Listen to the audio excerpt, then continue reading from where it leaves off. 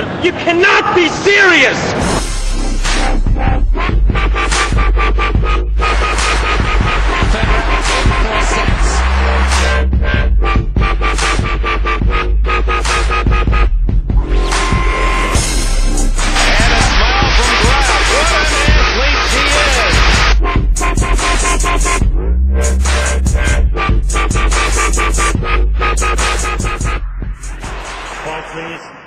Hello tennis fans, how you doing? This is Mark.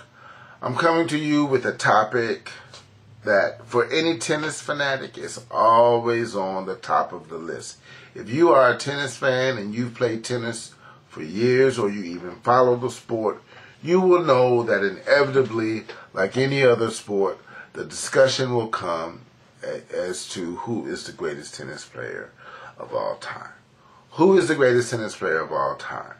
Now, I'm bringing this up today because, as some of you all may have heard, Andre Agassi had an interview where he stated that he felt Rafael Nadal was the greatest tennis player of all time.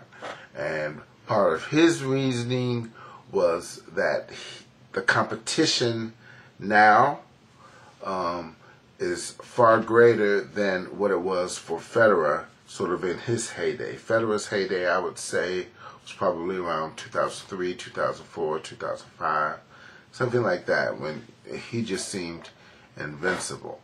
Well, right now we know, as Agassi points out, that Nadal is I guess, setting his mark, at least in terms of his name being put in that conversation of the greatest of all time, because, look, the fact is, he has Roger Federer's number. All right. Every time I see the two of them play, it always appears to me that Federer's a little intimidated, by Rafa's game. The games just, I think, mesh well in Rafa's favor as it relates to his playing Federer. On clay, we know that Rafael Nadal spanks Federer. On hard court, he's had a pretty good record against Federer as well.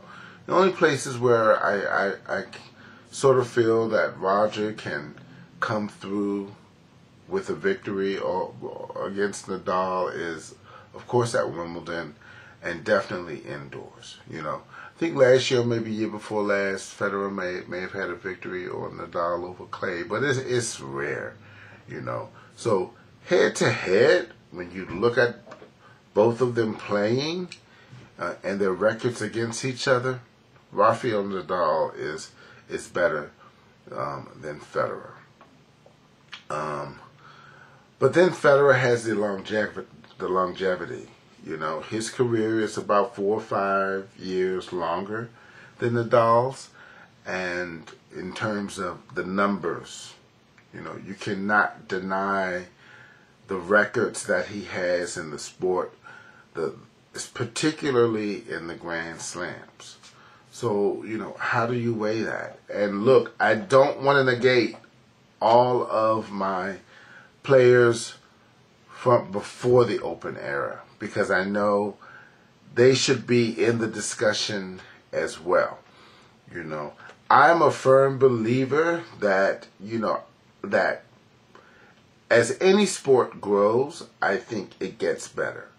A lot of people like to say, oh, well, the rackets are better, whatever. Well, everybody is playing with those rackets, So you still have to play against opponents with the same equipment, So with that same equipment, how do you fare against your competition? So look, it goes without a doubt that if a player today was playing a player back in the 60s or 70s, I know this may be debatable, but I just think the game has progressed so much that, most of the players in the 60s only had a slice backhand. Well, now you see players, you almost have to have a two-hander as well as a one-hander to even compete on the men's tour, in my opinion. But I'm getting sidetracked. I'm sorry. Back to the question at hand. Who is the best male tennis player of all time? In my opinion, the best men's tennis player of all time is, drumroll please,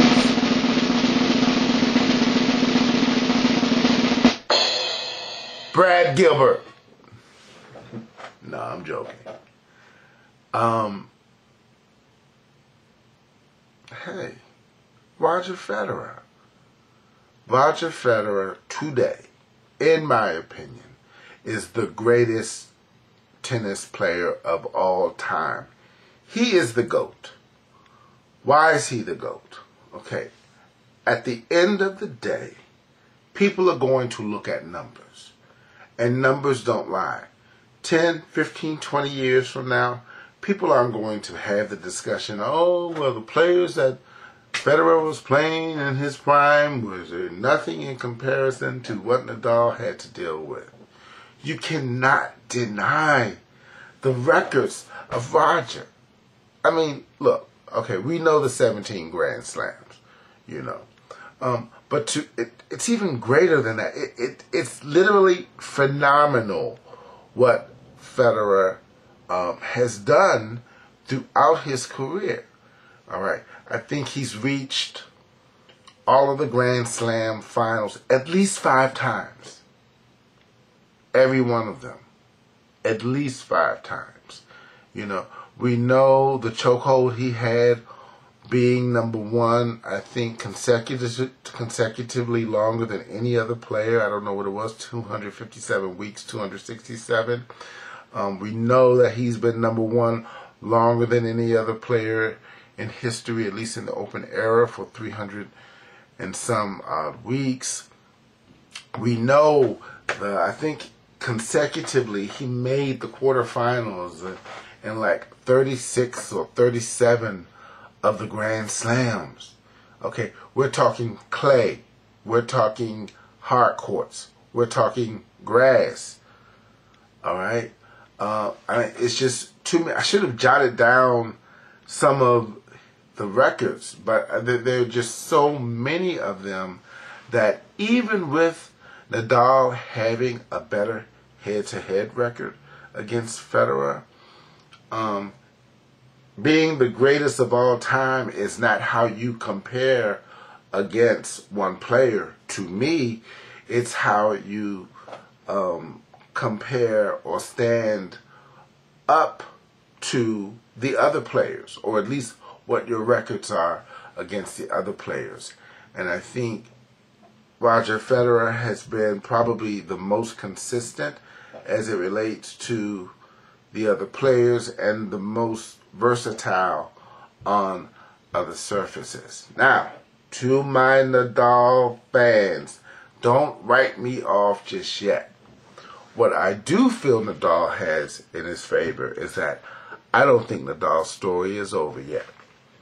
All right? I think Nadal still has some years on him. I think, of course, he, as I predicted in one of my other videos, I feel he will win the French Open. I think Nadal can eclipse some of Roger's records. I think that Nadal right now may be in his prime. You know, these years, the next 2 years or so, will probably be his best years.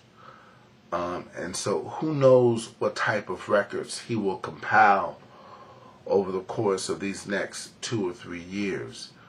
This may not even be a question any longer. It may be without a doubt that he is the GOAT. He's the greatest player of all time. So I sort of feel Federer may be at the end of his career. I still kind of feel maybe he can pull one out, you know, Sampras style, like Sampras did when everybody was sort of writing him off and saying it's the end for him. Sampras pulled that U.S. Open out. Hey, Pete, how you doing, man? But I think right now, today, based on numbers, based on his record in the Grand Slams and just all the other records, Roger Federer is the GOAT. All right, you guys, comment on it. You can leave your comments down at the bottom. Tell me what you think. Again, Tennis Fanatics, this is Passing Shots. I hope you enjoyed it. I'll holler at you later. Peace.